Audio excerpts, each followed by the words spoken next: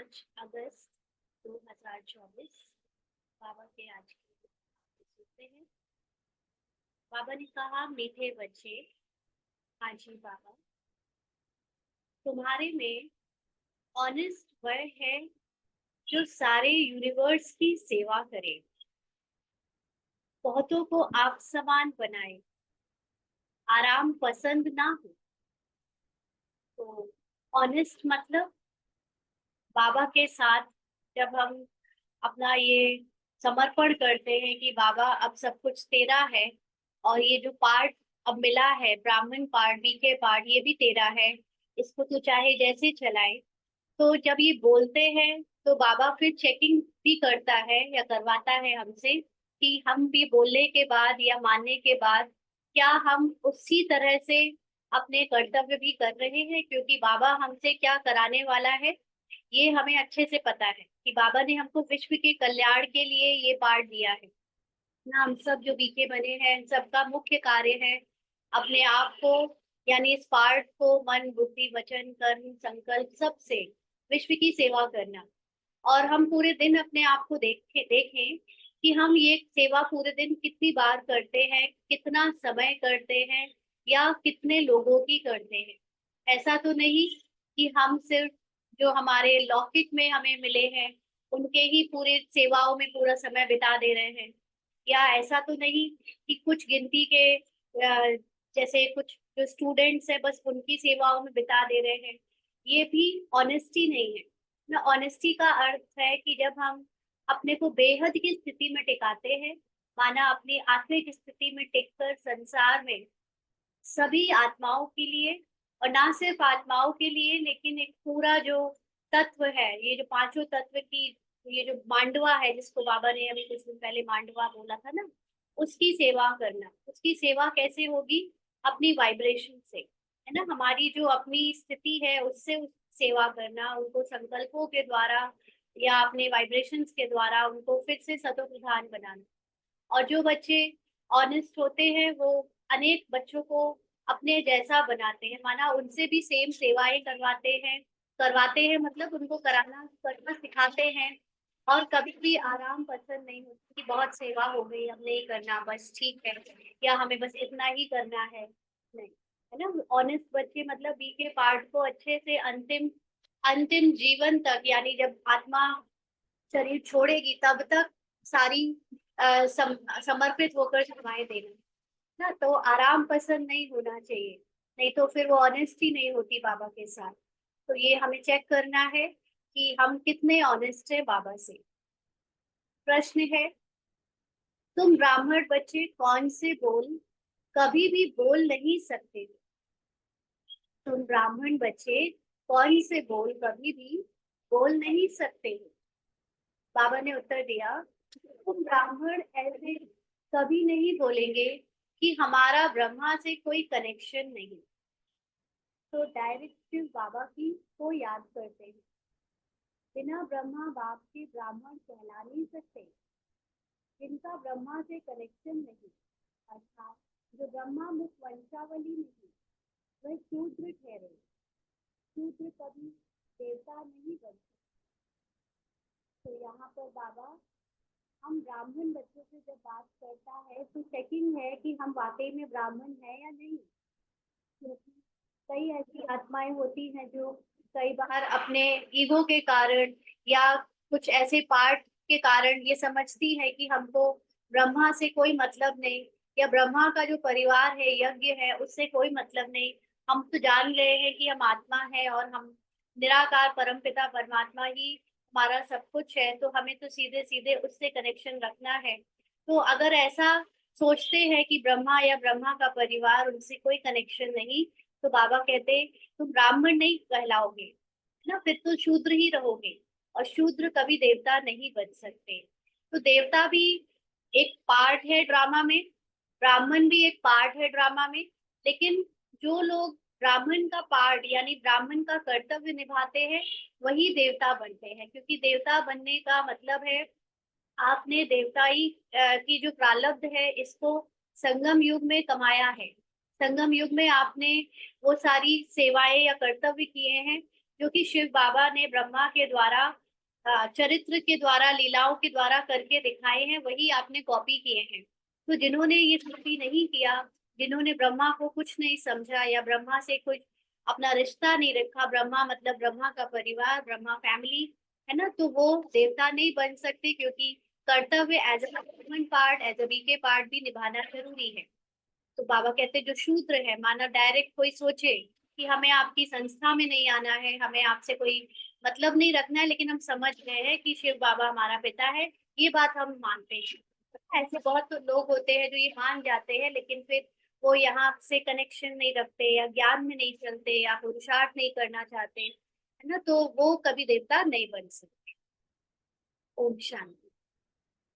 रूहानी बाप बैठ समझाते हैं दादा के द्वारा। बच्चे म्यूजियम अथवा प्रदर्शनी का उद्घाटन कराते हैं, परंतु उद्घाटन तो बेहद के बाप ने कब से कर लिया है। उद्घाटन मतलब शुरुआत। तो बेहद का बाप तो जब से आया है तब से उसने नई दुनिया की शुरुआत कर चुका है। अभी तो हम लोग कहीं म्यूजियम खोलेंगे, कहीं सेंटर भवन खोलेंगे, तो उसका उद्घाटन कराते हैं। अब यह शाखाएं अथवा ब्रांचेस निकलती रहती हैं ना, तो उनकी उद्घाटन तो टाइम टाइम पे होते हैं, लेकिन बेहद के बाप का उद्घाटन तो पहले ही हो चुका है। पाठशालाएं बहुत चाहिए ना, इतने सारे जो बाबा के बच्चे बनने हैं, उन सबको पालना देने के लिए, उनको गाइडेंस देने के लिए, उनको देवताई शिक्षाएं देने के लिए पाठशाला तो बहुत सारी चाहिए। एक तो है ये पाठशाला जिसमें बाप रहते हैं, इसका नाम रखा है मधुबन। बच्चे जानते हैं मधुबन में सदैव मुरली बजती रहती है। किसकी? भगवान की। अब भगवान तो है निराकार, मुरली बजाते हैं साकार रथ द्वारा। उनका नाम रखा है भाग्यशाली रथ। यह तो कोई भी समझ सकते हैं। इसमें बाप प्रवेश करते हैं, इसमें ब्रह्मा में। यह तो तुम बच्चे ही समझते हो, और तो कोई न रचयिता को यानी बाबा को, शिव बाबा को, न रचना के आदि मध्य अंत को जानते हैं। माना हम आत्माओं को, और हमारा पार्ट है जो ड्रामा का, वो ड्रामा को कोई नहीं जानते। सिर्फ बड़े आदमी, गवर्नर आदि है तो उनसे उद्घाटन कराते हैं। यह भी बाबा हमेशा लिखते रहते हैं कि जिनसे उद्घाटन कराते हो उनको पहले परिचय देना है।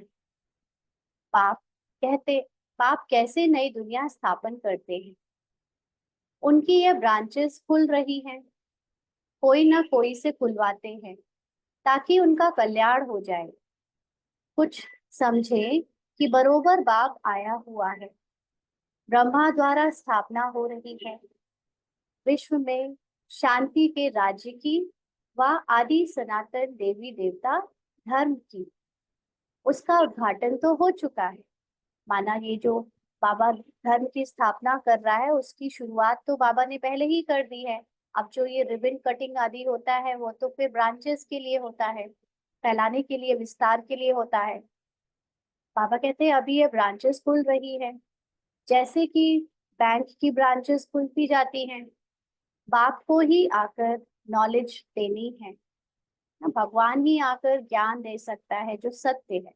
ऐसे तो ज्ञान संसार में बहुत है ना, लेकिन उसमें से सत्य क्या है वो बाबा हमें बताता है। यह नॉलेज परमपिता परमात्मा में ही रहती है, इसीलिए उनको ही ज्ञान सागर कहा जाता है। रूहानी बाप में ही रूहानी ज्ञान है जो आकर रूहों को देते हैं। समझाते हैं, हे बच्चों, हे आत्माओं, तुम अपने को आत्मा समझो। आत्मा नाम तो कॉमन है। महान आत्मा, पुण्य आत्मा, पाप आत्मा कहा जाता है। तो आत्मा को परमपिता परमात्मा बाप भी समझा रहे। तो यहाँ पर जब हम ये शब्द सुनते हैं, महान आत्मा, पुण्य आत्मा, पाप आत्मा, तो ये भी क्लियर होना चाहिए कि आत्मा पाप पुण्य महान नहीं है ना। आत्मा पार्ट बजाती है पाप करने का, आत्मा पार्ट बजाती है पुण्य करने का। उसके आधार पर हम ये महान आत्मा, पुण्य आत्मा, पाप आत्मा कहते हैं। लेकिन आत्मा सदैव एक समान रहती है। आत्मा की जो मूल अवस्था है हम सब ने 7 दिन के कोर्स में समझी थी, है ना। तो वो मूल अवस्था उसकी कभी चेंज नहीं होती, वो सिर्फ पार्ट में ही चेंज होती है, उसको जो पार्ट मिलता है वो वैसा पार्ट बजाने लगता है। तो अभी अपने को कौन सी आत्मा समझकर ज्ञान सुनना है, हाँ? मूल अवस्था में टिक कर ज्ञान को सुनना है, फिर उस अवस्था को सदैव स्मृति में रखना है और पार्ट में देखना है कि पार्ट में अभी पाप का बज रहा है, पुण्य का बज रहा है, महानता का बज रहा है। तो क्या होगा कि जो पार्ट में है, चाहे वो पाप का है चाहे पुण्य का है, दोनों से ही हम अप्रभावित रहेंगे। नहीं तो क्या होता है कि पुण्य का पार्ट देखने से हमारे अंदर ईगो आ सकता है, हम अपने आप में अहंकारी हो सकते हैं, हमने तो बहुत अच्छे अच्छे कर्म किए। वैसे तो देखा जाए तो कोई भी पुण्य आत्मा इस समय है नहीं ना। पुण्य आत्मा का मतलब पुण्य कर्म करने वाला, क्योंकि सारी आत्माएं देहभान में काम कर रही हैं, चाहे वो करोड़ों का दान कर रही हैं, चाहे वो करोड़ों की तन की सेवा कर रही हैं, चाहे कैसे भी कर रहे हैं, लेकिन सब देहभान में कर रहे हैं, है ना। अपने आप को कर्ता समझ कर रहे हैं, और कर्तापन होने के कारण भोक्ता भी बनते हैं उसके। इसीलिए अभी तो सभी को बाबा कहते हैं पतित आत्मा, पाप आत्मा ना। लेकिन हम आत्माओं को जब ये ज्ञान हो गया कि हमारी मूल अवस्था है हमारे सत्व गुण, और वो सबसे बड़े, उसमें टिक कर जब हम कुछ भी पार्ट बजाते हैं, फिर पार्ट चाहे ऊपर नीचे भी हो जाए, लेकिन तब फिर हमसे पाप नहीं होते, है ना। वो कर्म वो के कारण हो सकता है कि हिसाब किताब के कारण हमसे कुछ कर्मों में पाप हुए, लेकिन अगर उस समय भी आपको याद रहता है कि आप हो सदा ही मूल रूप से पुण्य, नॉट पुण्य लेकिन सतो प्रधान आत्मा, तो भी वो पार्ट और हिसाब किताब पूरा चुकतू हो जाता है, न्यूट्रल हो जाता है। फिर उस कर्म का फल नहीं बनता, क्योंकि आपने ज्ञान के साथ सिर्फ कर्म को देखा है अंजाम होते हुए ना, साक्षी होकर देखा है। भले ही वो पार्ट बजा आपके द्वारा, लेकिन आप खुद भी अपने द्वारा बजाए हुए पार्ट को साक्षी होकर देख रहे थे आत्मिक स्मृति से में टिक कर। इसलिए फिर वो हिसाब किताब वश होकर समाप्त हो जाता है और उसका आप पर कुछ बोझ नहीं चढ़ता। तो बाबा कहते हैं बाप क्यों आएंगे?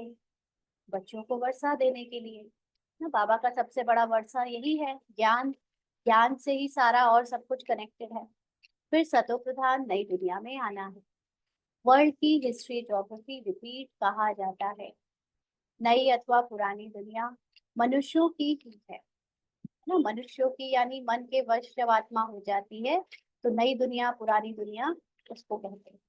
बाप कहते हैं मैं आया हूँ नई दुनिया रचने, बगैर मनुष्यों के तो दुनिया होती नहीं। नई दुनिया में देवी देवताओं का राज्य था ना। 5 तत्वों के बिना, जीव के बिना आत्मा जब प्रवेश अगर ना करे तो उसको दुनिया नहीं कहेंगे फिर ना। तो बाबा कहते नई दुनिया में देवी देवताओं का राज्य था, जिसकी अब फिर से स्थापना हो रही है। अभी तुम बच्चे शूद्र से ब्राह्मण बने हो, फिर तुमको ब्राह्मण से देवता बनाने आया हूँ। तुम यह सुना सकते हो कि बाप ऐसे समझाते हैं। तुम नई दुनिया में कैसे जा सकते हो?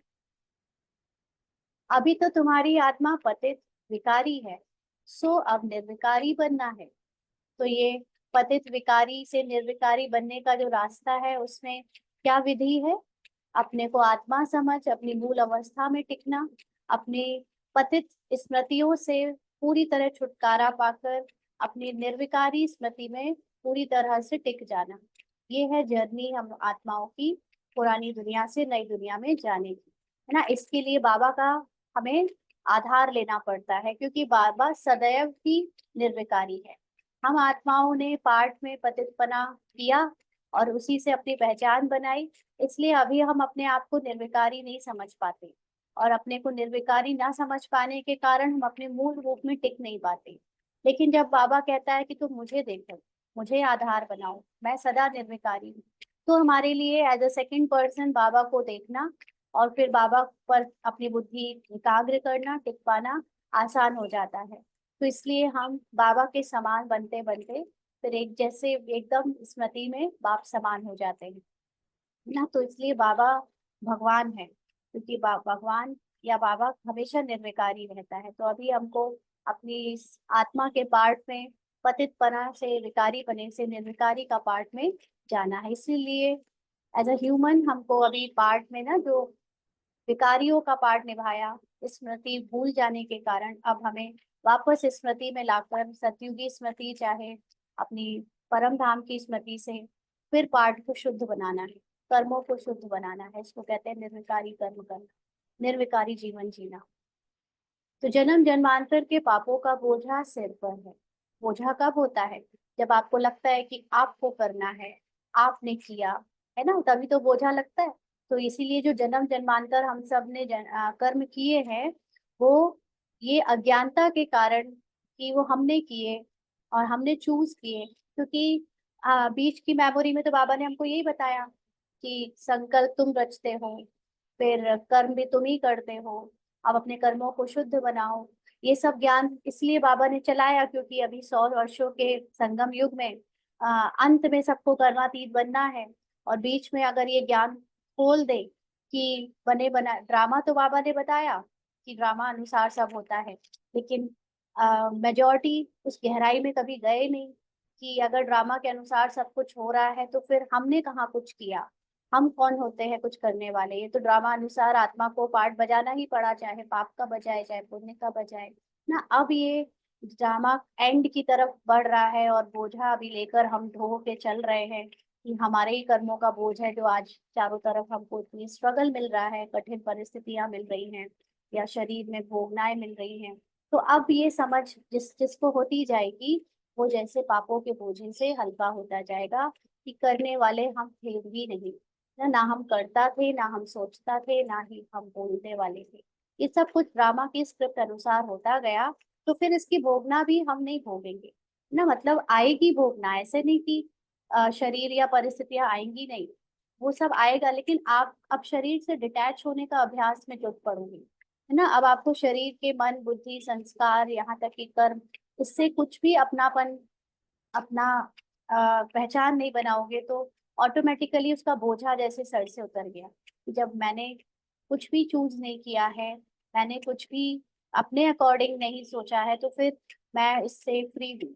तब मेरे लिए मूल अवस्था में टिकना बहुत आसान हो जाता है। तो बाबा कहते हैं पाप कब से शुरू होते हैं, पूछ रहे हैं। पाप कितने वर्षों के लिए पुण्य आत्मा बनाते हैं?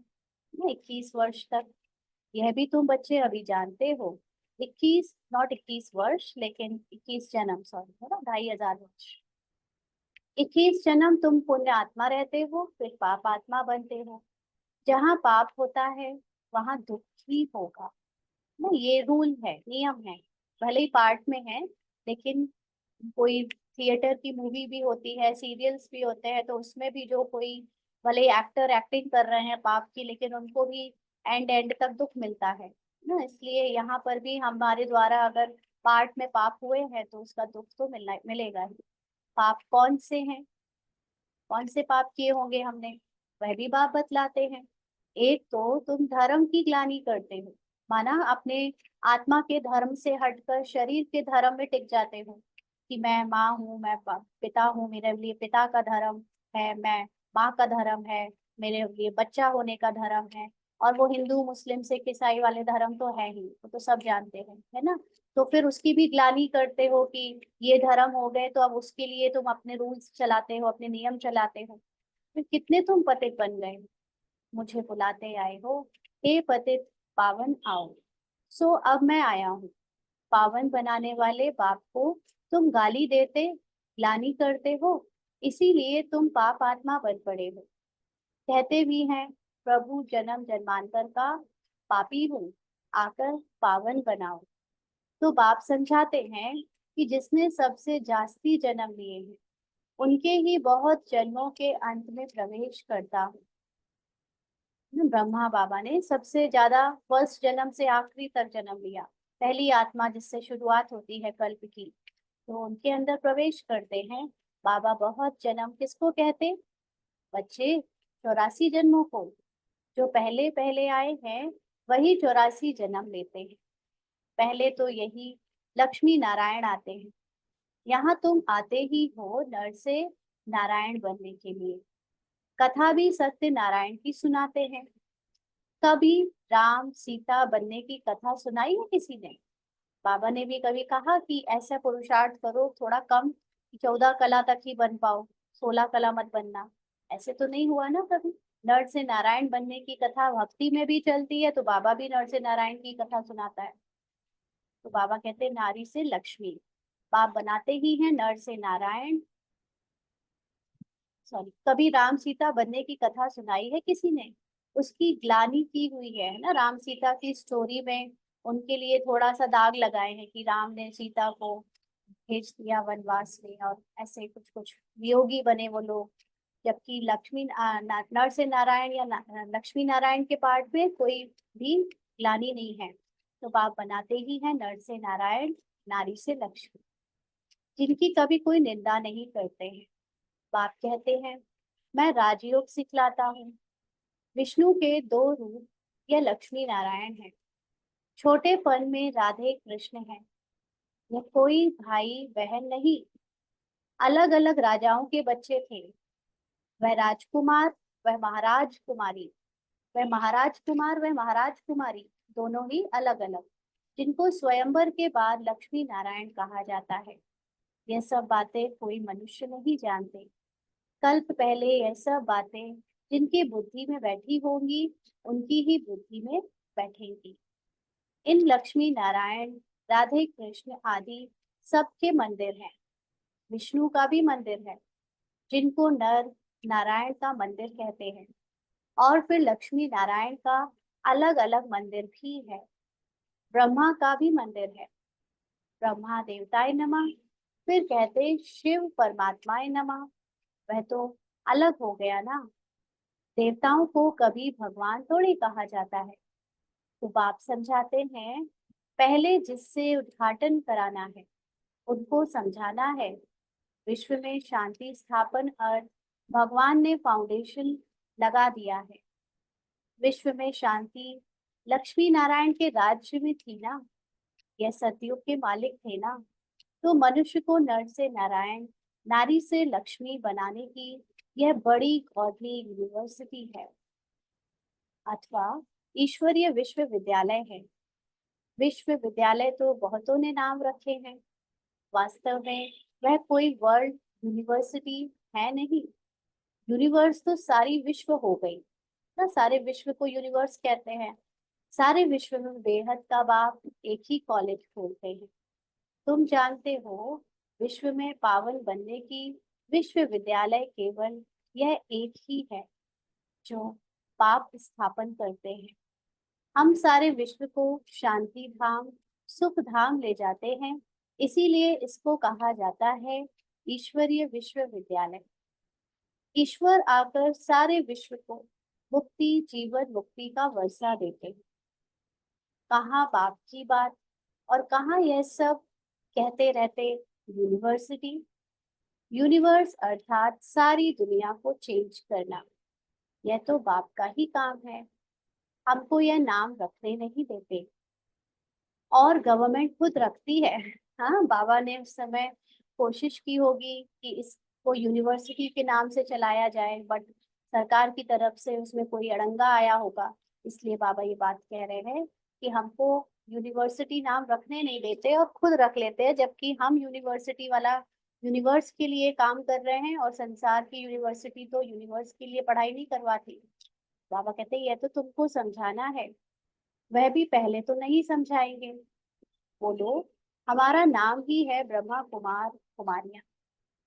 इनका यानी ब्रह्मा नाम ही तब पड़ा है जब बाप ने आकर रथ बनाया, माना उनके शरीर को यूज करने के लिए इसमें प्रवेश किया। प्रजापिता नाम तो मशहूर है ना, वह आया कहाँ से, पूछ रहे हैं बाबा। उनके उनके बाप का नाम क्या है?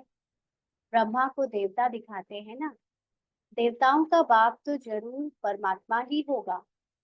वह है रचयिता, ब्रह्मा को कहेंगे पहली पहली रचना। उनका बाप है शिव बाबा। वह कहते हैं मैं इनमें प्रवेश कर इनकी पहचान तुमको देता हूँ। तो बच्चों को समझाना है यह ईश्वरीय म्यूजियम है। बाप कहते हैं मुझे बुलाया ही है, हे पतित पावन आओ, आकर पतित से पावन बनाओ। अब हे बच्चों, हे आत्माओं, तुम अपने बाप को याद करो तो पतित से पावन बन जाएंगे।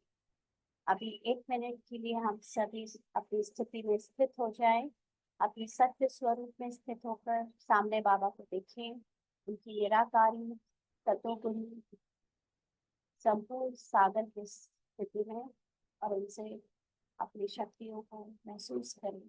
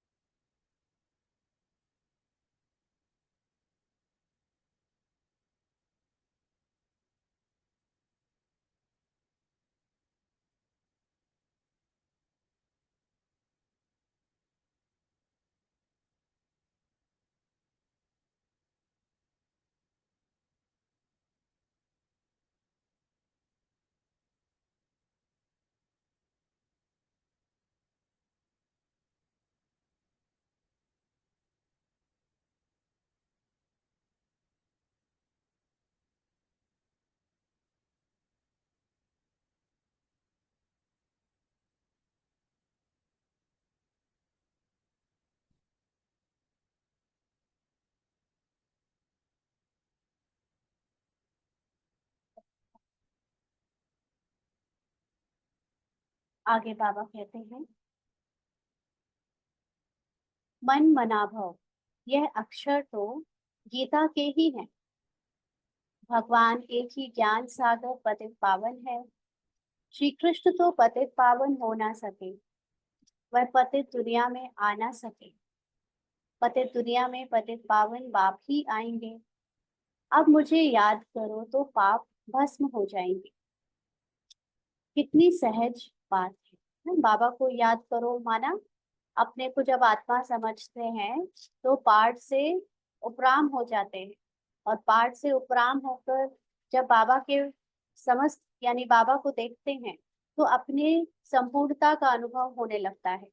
तो बाबा की संपूर्णता तो है ही, हमें अपनी भी जब संपूर्णता अनुभव होने लगती है तो पिछले 63 जन्म में पाठ में हमने जो कुछ भी किया उसका भार हमारे सर से उतर जाता है।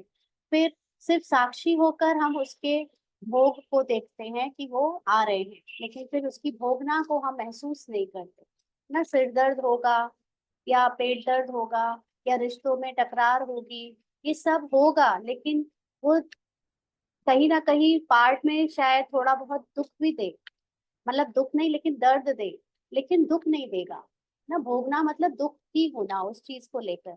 लेकिन जब ज्ञान हो गया कि ये चीजें हमारे पार्ट में जो किया हुआ है उसको कब क्लोज करने के लिए हो रही हैं, एंड होने के लिए आ रही हैं, तो फिर दुख होना बंद हो जाएगा। दर्द हो सकता है, लेकिन जब शरीर के सेंसेशन से मन बुद्धि संस्कारों से भी उपराम हो जाएंगे, तो उससे भी जब ध्यान हटा देंगे, बेराग मतलब उससे इंटरेस्ट अपना खत्म कर देंगे, तो वो भी धीरे धीरे मर्ज हो जाएगा, और फिर उन सब बातों से हम उपराम होकर जैसे पाप भस्म हो जाएंगे। कितनी सहज बात है। भगवानुवाच अक्षर जरूर कहना है ना, नहीं तो इस ज्ञान की इम्पोर्टेंस खत्म हो जाती है, क्योंकि ज्ञान सुनाने वाले तो बहुत मनुष्य हैं, लेकिन जब भगवान कुछ सुना रहा है तो फिर उसकी भगवानुवाच के द्वारा यानी उसके द्वारा एक एक शब्द सत्य है ना, उसकी इम्पोर्टेंस है। परमपिता परमात्मा कहते हैं, काम विकार महाशत्रु है। पहले निर्विकारी दुनिया थी, अब विकारी दुनिया है ना। दोनों ही चीजों में विकार है, चाहे वो काम वासना ले लो, चाहे कामनाएं और इच्छाएं ले लो ना। पहले देवी देवताओं में कोई इच्छा नहीं थी, सब कुछ उपलब्ध था उनके लिए, जरूरत से ज्यादा उपलब्ध था। और अभी हम लोगों के पास मनुष्य के पास चाहे ना हो, लेकिन इच्छाएं और बढ़ती चली जा रही है। तो ये विकारी दुनिया है, कामनाएं हैं बहुत, और साथ साथ काम वासना की तो अति हो रही है। दुख ही दुख है। निर्विकारी होंगे तो फिर सुख ही सुख होगा। तो यह समझाना है, भगवानुवाच काम महाशत्रु है, इस पर जीत पाने से तुम जगत जीत बनेंगे। इसलिए फर्स्ट स्टेप तो होता है काम वासना को जीतना ना। 5 विकारों में सबसे बड़ा विकार है काम विकार। बाबा कहते हैं, एक बात को याद करो। हम भी उनको याद करते हैं, सबको ये समझाओ सिखाओ। जैसे कोई नॉलेज जैसे कोई कॉलेज खुलता है तो उसका भी उद्घाटन कराते हैं ना। यह भी कॉलेज है, ढेर सेंटर्स हैं, सेंटर्स में टीचर्स मुकर्रर है, टीचर को भी ख्याल जरूर रखना चाहिए। बाबा नए नए सेंटर पर अच्छी अच्छी ब्राह्मणियों को यानी टीचर्स को रखते हैं, इसलिए कि जल्दी जल्दी आप सामान बनाकर फिर और सेंटर्स पर भागना चाहिए ना। जितने नए टीचर्स यानी जो भी ज्ञान अपने अंदर धारण करके सुनाने वाला बनता जाएगा, फिर वो नए नए सेंटर खोले ना। तो बाबा इसलिए जल्दी जल्दी ये परिस्थितियां ऐसी बनवाता है कि अगर एक ही जगह सब हो जाएंगे तो बाकी फिर उसकी विस्तार कैसे होगा। इसलिए अनेक सेंटर्स के लिए कुछ ना कुछ ऐसी परिस्थितियां बनती हैं कि जो आप सामान बनते जा रहे हैं वो अलग अलग जगह पर चले जाएं और अलग अलग अपना सेंटर खोले या सेवाएं बढ़ाएं। सर्विस को उठाने के लिए देखेंगे कौन कौन ठीक रीति मुरली पढ़कर सुना सकते हैं, समझा सकते हैं। तो उनको कहेंगे अब तुम यहाँ बैठ क्लास चलाओ। ऐसी ट्रायल कराकर उनको बिठाकर चला जाना चाहिए और जगह सेंटर जमाने। ब्राह्मणियों का काम है एक सेंटर जमाया फिर जाकर और सेंटर जमावे। एक एक टीचर को 10-20 सेंटर्स स्थापन करने चाहिए। बहुत सर्विस करनी चाहिए। दुकान खोलते जाए, आप सामान बनाकर कोई को छोड़ते जाएं ना, पीछे छोड़ते जाएं। अपने जैसा सिखा दे फिर वो सेंटर चलाए और आगे बढ़े। दिल में आना चाहिए कोई को आप सामान बनाकर तैयार करूं तो और सेंटर खुले। परंतु ऐसे ऑनेस्ट कोई बिरले रहते हैं।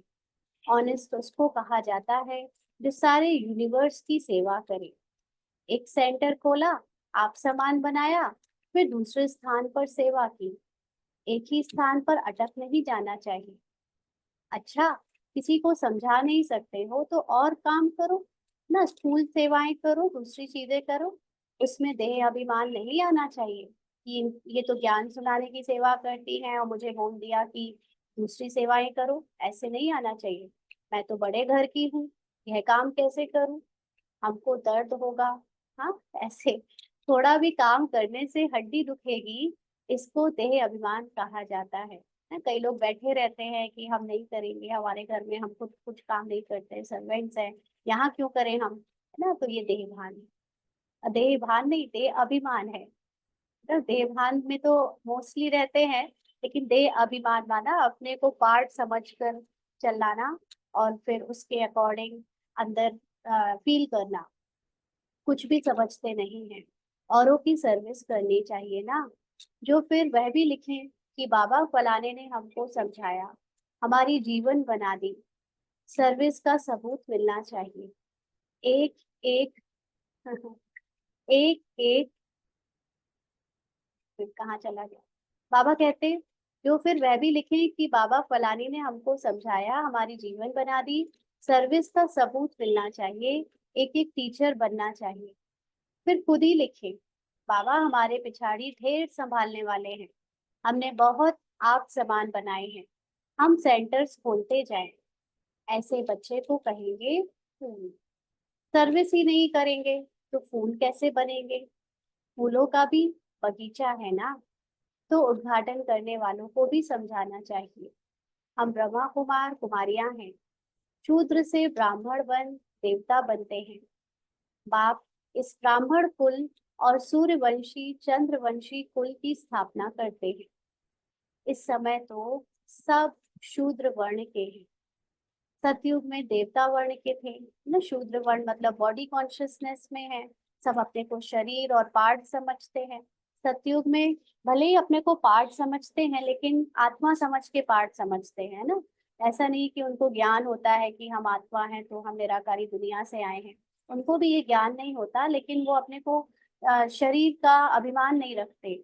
शरीर की तरफ उनका ध्यान नहीं जाता, या शरीर के द्वारा जो जिसका गरीब अमीर का पार्ट है उस पर उनका ध्यान नहीं जाता। तो सतयुग में देवता वर्ण के थे यानी देने वाले सदा दाता थे। फिर क्षत्रिय वैश्य वर्ण के बने। बाबा जानते हैं कितनी पॉइंट्स बच्चे भूल जाते हैं। पहले पहले ब्राह्मण वर्ण, प्रजापिता ब्रह्मा की औलाद। ब्रह्मा कहाँ से आए, यह ब्रह्मा बैठा है ना। अच्छी रीति समझाना चाहिए। ब्रह्मा द्वारा स्थापना किसकी, बाबा पूछते हैं। ब्राह्मणों की। फिर उन्हों की शिक्षा दे देवता बनाते हैं। हम बाप से पढ़ रहे हैं, उन्होंने भगवानुवाच तो लिख दिया है अर्जुन प्रति। अब अर्जुन कौन था किसी को पता नहीं, तुम जानते हो। हम ब्रह्मा की औलाद ब्राह्मण हैं। अगर कोई कहते हम तो शिव बाबा के बच्चे हैं, ब्रह्मा से हमारा कनेक्शन नहीं, तो फिर देवता वह कैसे बनेंगे ना। अगर आप ब्राह्मण का कर्तव्य, ब्राह्मणों का पार्ट आपने प्ले नहीं किया, तो फिर कैसे बनेंगे हम देवता। क्योंकि वो कर्तव्य, वो पार्ट प्ले करने के बाद ही तो देवता की प्रारब्ध बनती है। तो बाबा कहते ब्रह्मा के थ्रू ही बनेंगे ना। शिव बाबा ने तुमको कैसे, किसके द्वारा कहा मुझे याद करो। ब्रह्मा द्वारा कहा ना। तो प्रजापिता ब्रह्मा के तो बच्चे हो ना। ऐसा कौन कहेगा मुझे ब्रह्मा को नहीं मानना है, ब्रह्मा की फैमिली को नहीं मानना है, यज्ञ को नहीं मानना है। जिसके अंदर देह भान होगा ना, भले अपने को समझते आत्मा, मान लिया, एक्सेप्ट कर लिया, परमात्मा को भी एक्सेप्ट कर लिया, लेकिन अगर उनके अंदर चाल चलन में वो दिव्यता नहीं आई, वो प्रेम नहीं आया सबके लिए, सबको मिलकर चलाने के लिए, तो वो सतयुग में जाकर क्या करेंगे। वहां भी लड़ाई झगड़ा करवाएंगे, वो संस्कार लेकर जाएंगे, अपना अलग अलग भागेंगे ना। इसलिए उनको फिर वो देवताओं के जो संसार है उसमें जन्म नहीं मिल पाता। तो क्योंकि संस्कार तो हमें अभी बनाने हैं, है ना। इसीलिए महाराजा महारानी वो बनते हैं जो पूरे सभी के प्रति अपना प्यार रखते हैं, जो सारे संसार में ना सिर्फ ब्रह्मा कुमारियों के लिए, लेकिन हर एक आत्मा के लिए, प्रकृति के लिए, सबके लिए दिल से स्नेह रखते हैं। क्योंकि वो स्नेह ही हमारा सत्य है, आत्मा का सत्य उसका प्रेम है ना। तो जो संस्कार यहाँ बनेगा वो वहां पर आपको वैसा ही पद दिलाएंगे। तो जो आत्माओं को यहाँ कम आत्माओं से प्यार होता है, वो कम पद में जाते हैं देवताओं के दुनिया में। तो इसलिए सब निर्भर करता है कि अभी हम यहाँ कौन सा या कैसा पार्ट प्ले कर रहे हैं। बाबा कहते हैं ब्रह्मा कुमार कुमारी कहलाते हो, हम ब्रह्मा के बच्चे हैं तो जरूर ब्रह्मा याद आएगा। शिव बाबा ब्रह्मा तन से पढ़ाते हैं, ब्रह्मा बाबा है बीच में। ब्राह्मण बनने के बगैर देवता कैसे बनेंगे। मैं जिस रथ में आता हूँ उनको भी जानना चाहिए, ब्राह्मण बनना चाहिए। ब्रह्मा को बाबा नहीं कहे तो बच्चा ही कैसे ठहरा। ब्राह्मण अपने को नहीं समझते तो गोया शूद्र है। शूद्र से फट देवता बने मुश्किल है ना कोई। क्योंकि ब्राह्मण जीवन का अर्थ होता है चाल चलन में ब्रह्मा समान, ब्रह्माचारी बनकर दिखाना। और हाईएस्ट कर्तव्य जो ह्यूमन फॉर्म में हो सकते हैं, अगर हम देवताओं को छोड़ दें, क्योंकि देवताओं को तो प्रारब्ध के रूप में ऑटोमेटिक वो संस्कार मिले हैं। लेकिन जिसने शूद्र पने से दैवी पने की जो जर्नी चली है, जी है, चल के दिखाया है उस मार्ग पर, वो है ब्रह्मा। तो जब तक हम अभी शूद्र पने से दैवी पने की जर्नी चलते नहीं, और वो हाईएस्ट कर्म जो ब्रह्मा के द्वारा भगवान ने करके दिखाया, क्योंकि ब्रह्मा के द्वारा ही भगवान ने मानव जीवन जी के दिखाया, है ना। तो वो अगर हम फॉलो कर नहीं पाएंगे, संस्कारों में वो आ नहीं पाएगा, तो फिर देवताओं में जो देवताई पार्ट है हमारा, उसमें वो संस्कार कहाँ से आएंगे, है ना। इसलिए ब्रह्मा के द्वारा हमको अपने को भगवान का बच्चा मानना पड़ता है। और फिर ब्रह्मा की द्वारा बताई हुई ये ब्राह्मण दिनचर्या को जीना पड़ता है। ऐसे नहीं कि हम बन गए, हमने समझ लिया हम आत्मा है, तो हम सारी दिनचर्याओं को फिर भूल कर अपने अकॉर्डिंग चले, नहीं। क्योंकि वो दिनचर्या, वो जीवन शैली, ये देवताओं की जीवन शैली हमको सिखा रही है। और यही हमारे साथ चलेगी आगे आने वाले कई जन्मों तक। इसलिए ये सारी चीजें हमें फिजिकल फॉर्म में सीखनी पड़ती है ना। तो बाबा कहते हैं शूद्र शूद्र से फट देवता बने मुश्किल है। ब्राह्मण बन शिव बाबा को याद करने के बगैर देवता बन कैसे सकेंगे। इसमें मूंझने की भी दरकार नहीं। तो उद्घाटन करने वालों को भी समझाना है कि बाप द्वारा उद्घाटन हो चुका है। आपको भी बताते हैं कि सिर्फ बाप को याद करो तो पाप कट जाएंगे। वह बाप ही पतित पावन है, फिर तुम पावन बन देवता बन जाएंगे। बच्चे बहुत सर्विस कर सकते हैं, बोलो हम बाप का पैगाम देते हैं, अब करो ना करो तुम्हारी मर्जी। हम पैगाम देकर जाते हैं, अगर और कोई भी रीति से पावन होना ही नहीं है ना, किसी और तरीके से आत्मा ये बिना ज्ञान के ड्रामा से उपराम हो जाए या शरीरी विदेही बन जाए और फिर देवता बन जाए, ऐसा देवता का पार्ट प्ले करने लगे, कोई और तरीका है ही नहीं। जब फुर्सत मिले सर्विस करो, समय तो बहुत मिलता है। अच्छा, मीठे मीठे सिकी लदे बच्चों प्रति माता पिता बाप दादा का याद प्यार और गुड मॉर्निंग। रूहानी बाप की रूहानी बच्चों को नमस्ते। हम रूहानी बच्चों की रूहानी बाप दादा को याद प्यार गुड मॉर्निंग और नमस्ते बाबा, शुक्रिया, थैंक यू बाबा। धारणा के लिए मुख्य सार। पहला पॉइंट, नए नए सेंटर की वृद्धि करने के लिए आप समान बनाने की सेवा करनी, माना अनेकों को सिखाना है कैसे सेवा करी जाए, कैसे ज्ञान धारण किया जाए, कैसे नियम मर्यादाओं पे चला जाए और औरों को कैसे आगे सेवाओं के लिए प्रेरित किया जाए। सेंटर्स खोलते जाना है, एक जगह पर बैठना नहीं है ना। क्या होता है कि मोह आ जाता है, ममता आ जाती है, या कई बार ऐसा हो जाता है कि यहाँ पर जिज्ञासु स्टूडेंट को हमें ही संभालना है, तो हम फिर डिटेल में आगे विस्तार के लिए नहीं सोच पाते। तो इसीलिए फिर कुछ परिस्थितियां बाबा ड्रामा अनुसार ऐसी बनाता है कि फिर अनेक जगह विस्तार के लिए आत्माओं को या जो बाबा के बच्चे हैं उनको फॉर टाइम बीइंग कुछ ऐसा डिस्ट्रीब्यूशन हो जाता है कि जाना पड़ता है। तो इसलिए ये सब हमें ध्यान रखना है कि विस्तार के लिए बाबा के यज्ञ की और सेवाओं के लिए अनेक सेंटर खोलने के निमित्त बनना है, एक जगह पर ममता या मोह नहीं रखना है। फूलों का बगीचा तैयार करना है, माना अनेक आत्माओं को खुशबूदार यानी सेवा करने योग्य बनाना है। हर एक को फूल बनकर दूसरों को आप समान फूल बनाना है। किसी भी सेवा में देह अभिमान ना आए ना, ये बात बहुत इम्पोर्टेंट है कि हम सेवा तो करें लेकिन अपने को कर्ता ना समझ लें। सेवा कराने वाला करा रहा है, हम निमित्त बनकर एज अ इंस्ट्रूमेंट सिर्फ साक्षी होकर ये सेवा देख रहे हैं कि इसके द्वारा ये सेवाएं हो रही हैं, चाहे वो वाचा की हो, चाहे वो स्थूल कर्मणा की हो, चाहे वो मनसा हो।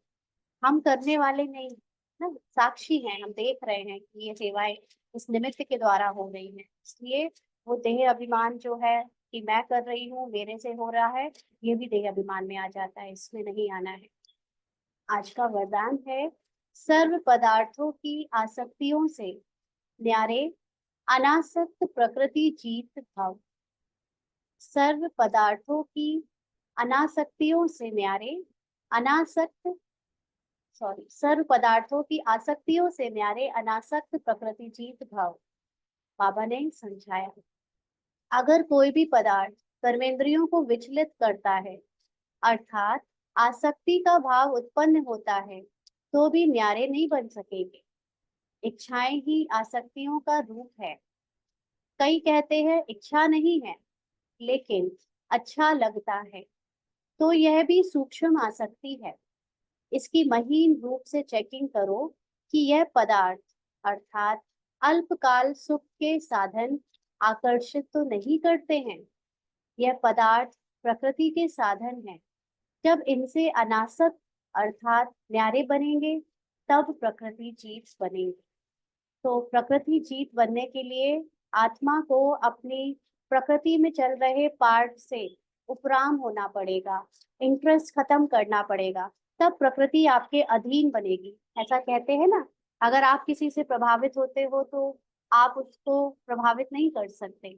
इसी तरह अगर हम प्रकृति से बने हुए ये सुख साधन सुविधाएं पदार्थ आदि इनमें किसी में भी आसक्ति रखते हैं या उसकी इच्छा भी रखते हैं कि ऐसा हो, क्यों कई बार सोचते कि इच्छा नहीं है लेकिन होगा तो अच्छा लगेगा ना, ये भी आसक्ति के अंदर ही सूक्ष्म रूप में आ जाता है। तो चेकिंग करो कि कहीं ऐसी इच्छाएं अंदर है तो नहीं, ऐसे अल्पकाल सुख के साधन में बुद्धि बार बार जाती तो नहीं कि ये होता, ये ऐसा हो जाए तो अच्छा है ना। अगर ऐसा होगा तो फिर क्या होगा कि हम अनासक्त रहकर प्रकृति जीत का जो स्वमान है वो धारण नहीं कर सकेंगे। इसलिए अपनी चेकिंग करो, अगर इच्छाएं हैं, ऐसा उसमें कोई गलत बात नहीं है कि इच्छाएं हैं या आ, नहीं होनी चाहिए, अगर क्योंकि ये इच्छाएं भी मन क्रिएट करता है। ना, जब तक मैं आत्मा मन का स्वरूप बनकर रहती हूँ, तो मन में अगर इच्छाएं आ रही हैं तो मुझे लगेगा ये मेरी इच्छा है। तो ऐसे में सॉल्यूशन ये है कि सबसे पहले तो आत्मा अपने आप को मन से अलग करे। बुद्धि में अगर कोई सुख सुविधा साधन बार बार दिख रहा है, उसका सीन आ रहा है, तो सबसे पहले आत्मा उस सीन से अपने को अलग करे और याद दिलाए खुद को कि ना तो ये इच्छा मैं हूँ, ना ही ये जो दिख रहा है मुझे वो मैं हूँ। दोनों ही चीजें मन और बुद्धि को हो रही हैं या उसमें आ रही हैं, जो कि पहले से ड्रामा अनुसार फिक्स्ड है। तो इसमें मैं आत्मा फंसूंगी नहीं। मैं क्योंकि अपने मूल रूप को जानती हूँ कि मेरा मूल रूप सदा संपन्न है, संतुष्ट है, मुझे कोई इच्छा हो ही नहीं सकती। जब ये ज्ञान आप बार बार इमर्ज कर लेते हो, अपने इच्छाओं को साक्षी होकर देखते हुए भी, तो वो इच्छा आप बाबा को दे सकते हो। बाबा ये ड्रामा में आ रही है, बाबा ये विजन बार बार इसमें दिख रहा है, और ये आप ले लो। उसके बाद आप उससे न्यारे हो जाते हो। जब आप उससे न्यारे हो जाते हो, फिर अगर वो कल्याणकारी कारण से वो पूरी होनी है तो वो हो ही जाती है, नहीं होनी है तो खत्म हो जाती है बुद्धि और मन से। इसलिए ऐसा करते जाओ, तो हम सर्व पदार्थों की आसक्तियों से न्यारे हो जाएंगे और प्रकृति जीत बन जाएगी। स्लोगन है, मेरे मेरे के झमेलों को छोड़, बेहद में रहो, तब कहेंगे विश्व कल्याणकारी। है ना, बहुत भान में रहते हैं हम कि ये मेरे द्वारा किया गया, या ये मेरा है, या मेरी विशेषता, या मेरे गुण, या मेरी सेवा, या मेरा कुछ भी जुड़ा हुआ ना, ये जब हमारे अंदर होता है, इसका मतलब हम पार्ट में गहरे फंसे हुए हैं।